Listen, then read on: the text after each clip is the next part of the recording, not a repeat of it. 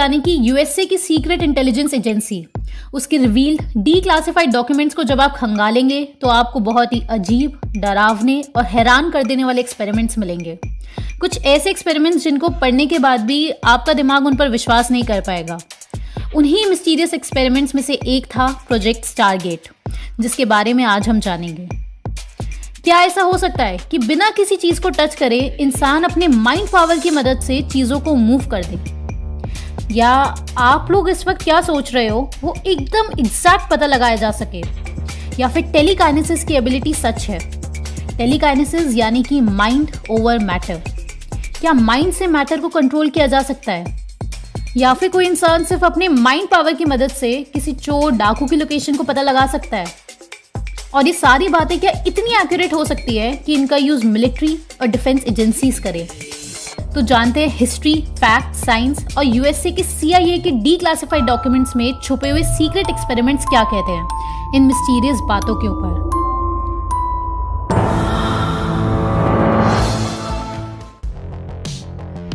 इन सवालों का जवाब अधिकतर लोगों का होगा नहीं, ये सिर्फ कहानियों में होता है, असल में नहीं हो सकता। इनफैक्ट ये चीजें संभव नहीं है, मौजूद नहीं है। ये साबित करने के लिए जेम्स रैंडी नाम के इंसान ने साल 2015 तक $1 मिलियन का प्राइज रखा हुआ था कि अगर कोई भी इंसान ऐसे पावर दिखा सके तो उसे $1 मिलियन दिया जाएगा। सन 1977 में स्टारगेट नाम का सीक्रेट प्रोजेक्ट स्टार्ट किया गया सीआईए के द्वारा। स्टार्टिंग में इस प्रोजेक्ट का नाम गोंडोला विश था। कुछ टाइम बाद कुछ चेंजेस हुए, फिर नाम पड़ गया ग्रिल फ्रेम, उसके बाद सेंटर लेन, फिर आखिर में इसका नाम प्रोजेक्ट सनस्ट्रीक पड़ गया। फाइनली 1991 में इन सारे साइकिक प्रोजेक्ट्स और एक्सपेरिमेंट्स को एक टर्म दी गई और वो टर्म थी प्रोजेक्ट स्टारगेट। इस प्रोजेक्ट स्टारगेट का एम क्या था?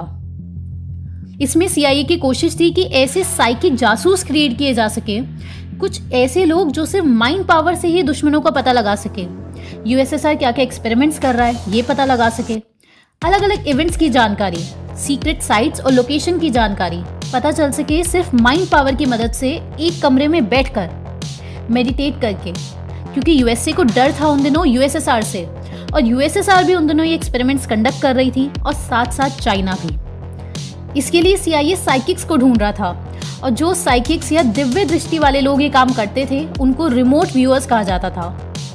सीआईए को ऐसे 15 से 50 रिमोट व्यूअर्स मिल चुके थे। ये सारी बातें उन दिनों लोगों को झूठ और कॉन्स्पिरेसी थ्योरी लगती थी, लेकिन 1995 में सीआईए ने ये सारी information, millions of documents declassify कर दिए, यानी कि पब्लिक डोमेन में रिलीज कर दिए, और आज ये मिस्टीरियस एक्सपेरिमेंट्स के बारे में ओपनली कोई भी पढ़ सकता है।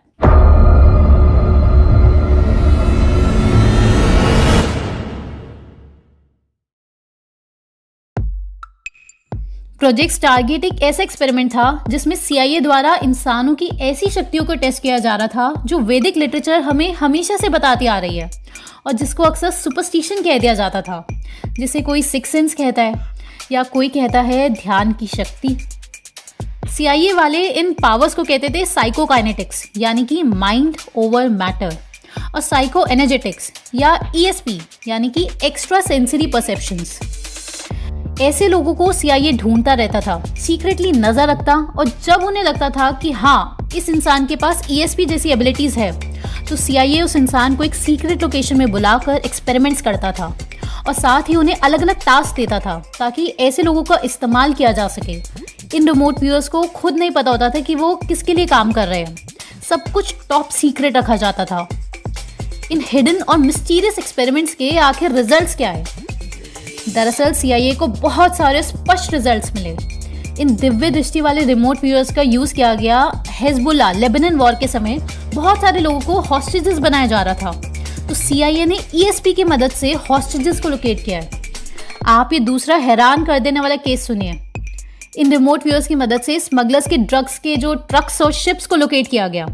जिन साइकिक्स को सीआईए ने इस प्रोजेक्ट में रिक्रूट किया था, उन्होंने अपने माइंड पावर से बता दिया कि हजारों शिप्स जो यूएसए के पोर्ट पर एंट्री कर रहे थे, उसमें से किस शिप में कोकेन का स्टॉक छुपाया गया। ये सब ऑन रिकॉर्ड्स है। पर आखिर ये रिमोट व्यूअर्स थे कौन, और ये मीडिया के सामने क्यों नहीं आते अगर ये इतना ही असली है? इजराइल के उरी गेलर ये वो इंसान है जिसने अपनी सुपरनैचुरल पावर से बड़े बड़े हिस्टोरिकल इवेंट्स को प्रेडिक्ट किया और बड़ी बड़ी हस्तियों को हैरान कर दिया।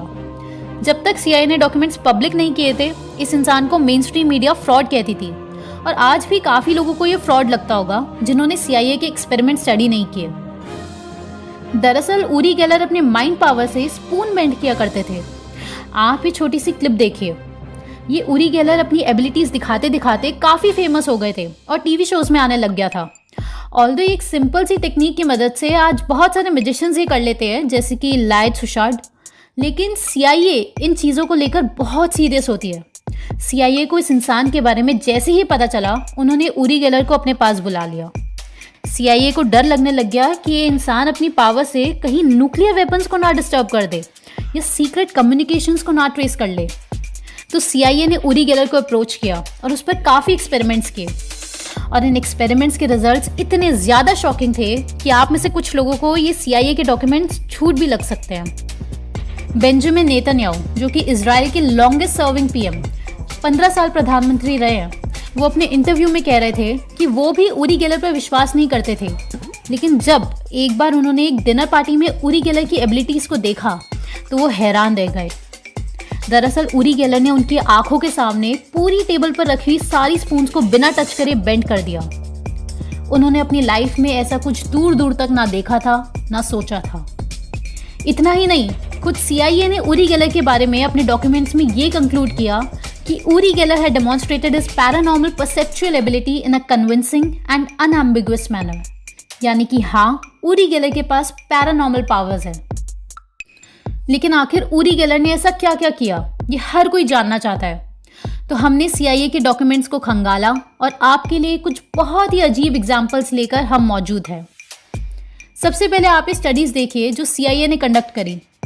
इसमें एक रूम में ऊरी गेलर को कुछ लोगों से मिलवाया जाता है, फिर सब्जेक्ट को और ऊरी गेलर दोनों को अलग अलग रूम में बैठा दिया जाता है।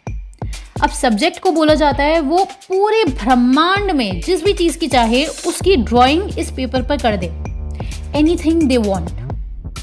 अब ऊरी गेलर जो कि दूसरे रूम में बैठे हैं, उन्हें सोचना है कि सब्जेक्ट ने क्या ड्रॉ किया होगा और उन्हें भी उस चित्र को पेपर पर ड्रॉ कर देना है, बिना देखे, बिना कुछ सुने। अब आप ये देखिए रिजल्ट्स। कमरे में बैठे इंसान ने ड्रॉ करी बर्ड और ये बर्ड ऊरी गेलर ने। आप देखिए, कुछ भी बनाया जा सकता था पूरी दुनिया में से, लेकिन जो भी बनाया जा रहा था, ऊरी गेलर दूसरे कमरे में बैठकर CIA के सामने एग्जैक्ट अपनी नोटबुक पर वही ड्राइंग उतार दे रहा था। और अब आप इससे भी ज़्यादा एक्सट्रीम एग्जाम्पल देखिए। दूसरे कमरे में बैठे इंसान ने बनाया बंच ऑफ ग्रेप्स और ऊरी गेलर ने भी बनाया बंच ऑफ ग्रेप्स। और इससे भी ज़्यादा हैरानी की बात, दोनों ड्राइंग्स में ग्रेप्स की संख्या एकदम एग्जैक्टली सेम है, 24। ये एक और ड्राइंग देखिए काइट्स की, ये भी एग्जैक्ट सेम है। ऐसी अनेकों ड्राइंग्स हैं, अनेकों एग्जाम्पल्स हैं। जैसे कि 4 सितंबर 1979 को US का एक नेवी एयरक्राफ्ट मिसिंग हो जाता है। बहुत कोशिशों के बाद भी रेडार और सारी अवेलेबल टेक्नोलॉजी का यूज़ करके भी उस एयरक्राफ्ट का पता नहीं लगा। तब CIA ने जो साइकिक एक्सपर्ट्स इस प्रोजेक्ट में इन्वॉल्व थे उन्हें बुलाया और टास्क असाइन किया। और ये पढ़िए रिजल्ट्स। साइकिक एबिलिटीज़ का यूज़ करके एयरक्राफ्ट से ठीक 15 मील के अंदर अंदर उन्होंने उसे लोकेट किया। इन बातों को अगर सोचने लगे तो तर्क की दुनिया यहाँ समाप्त हो जाती है। Logic stand futile here. किसी भी इंसान के लिए जो ध्यान के मार्ग पर नहीं है, उसको ये असंभव सा लगेगा, लेकिन जो जानते हैं वो इन बातों को समझते हैं। ये प्रोजेक्ट करीब 20 साल तक चला और इसमें $20 मिलियन का खर्चा आया। 20 साल तक एक्सपेरिमेंट करने का मतलब ये बात खुद से ही साबित हो जाती है कि CIA को लगातार रिजल्ट्स मिलते जा रहे थे इन एक्सपेरिमेंट से, जिन्हें CIA के डॉक्यूमेंट्स में मेंशन किया हुआ है, जिन्हें मेन स्ट्रीम मीडिया या विकिपीडिया हमेशा से छुपाना चाहता है। और ये नैरेटिव प्रेजेंट किया जाता है कि ये सब काल्पनिक है। दोस्तों, ऐसे बहुत से किस्से हैं जिन्हें आपने भी अपने जीवन में देखा होगा या सुना होगा, लेकिन हमें अपने धर्म के ज्ञान पर, अपनी ऑब्जर्वेशंस पर कॉन्फिडेंस ना होने की वजह से अक्सर हम ऐसे ब्यूटीफुल एक्सपीरियंसेस से वंचित रह जाते हैं। और इन एक्सपीरियंसेस का आधार या मूल या आत्मा ही विश्वास है, कन्विक्शन है।